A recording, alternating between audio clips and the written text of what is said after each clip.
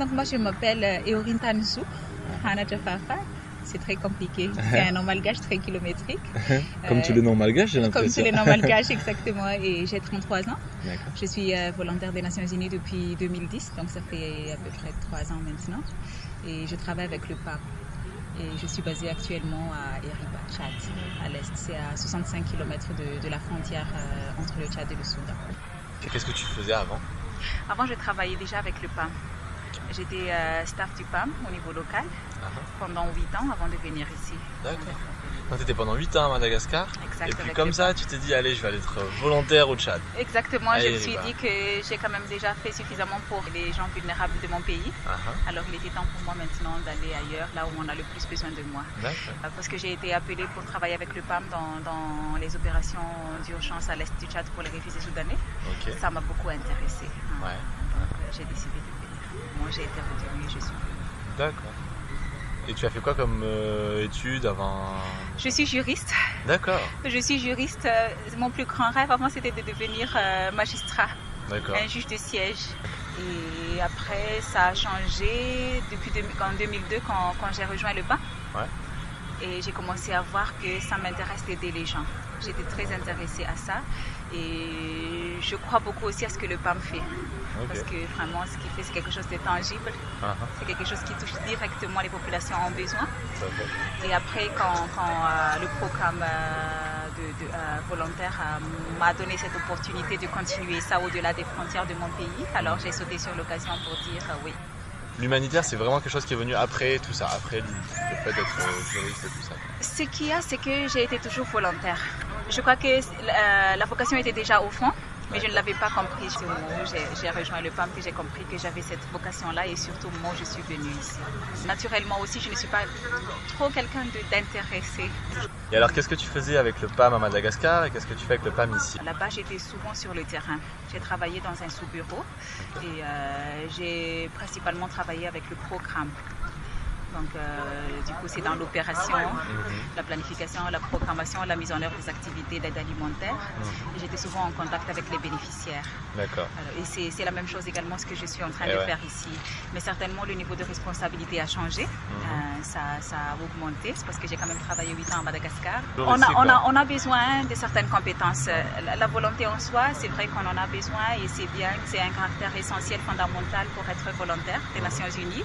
Mais on a besoin aussi de renforcer et d'avoir certaines compétences pour pouvoir justement aider convenablement. Donc raconte-moi un peu le contexte, comment ça se passe là-bas, qu'est-ce que c'est, comment... Je vais te raconter comment ça s'est passé. Je viens de Madagascar. J'habite dans une ville appelée Tuléar.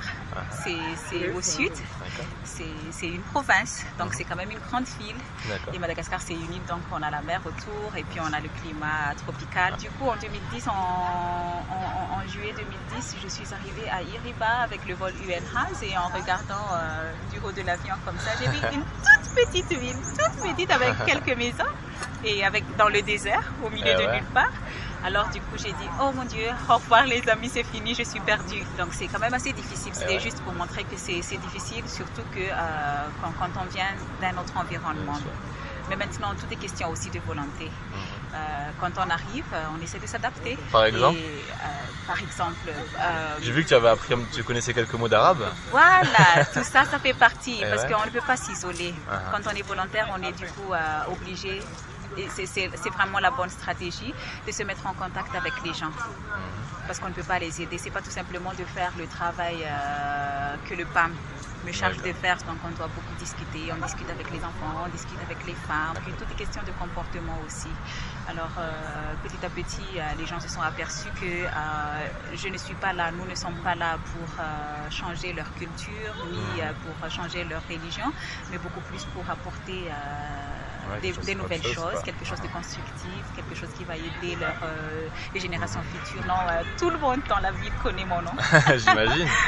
Et si je te demande, qu'est-ce que ça t'a apporté finalement là, ces 3 ans ici? Parce que j'imagine que tu as évolué, tu as changé, mais je sais pas, décris-moi peut-être. D'abord, il y a une satisfaction interne. Pour moi, ça c'est fondamental. J'ai quand même pu réaliser un de mes rêves. Pouvoir aider là où on a vraiment besoin, parce que quand vous allez entrer dans les camps des réfugiés, vous allez vous apercevoir que c'est vraiment un contexte difficile. Pas seulement pour nous qui travaillons, qui aidons ces gens-là, mais surtout pour eux-mêmes.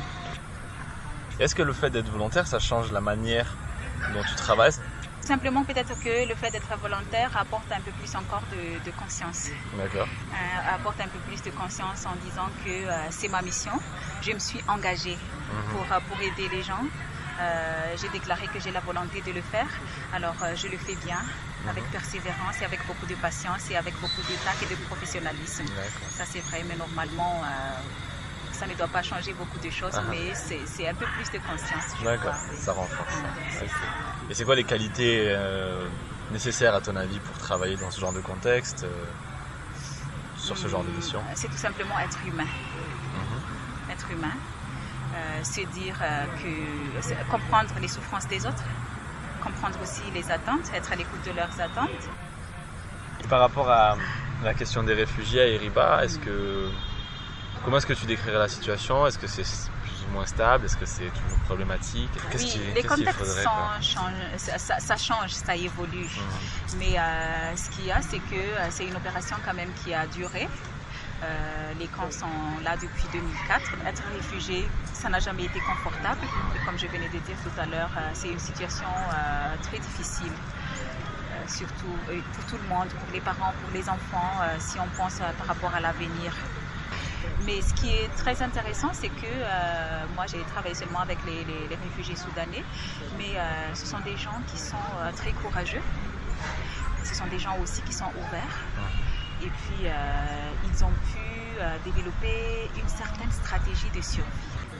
Qu'est-ce que tu conseillerais aux nouveaux volontaires qui débarqueraient comme ça à Iriba ou ailleurs?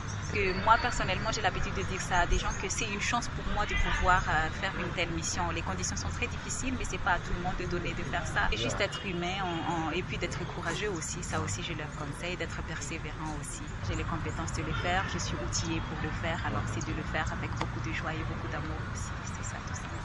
Parce que c'était un défi pour toi à la base quand même, quand tu es parti. Je suis quelqu'un qui n'aime pas beaucoup la routine. S'il n'y a pas de défi, moi-même je l'apporte. D'accord. C'est-à-dire, c'est toi qui le crée. Exactement, je crée.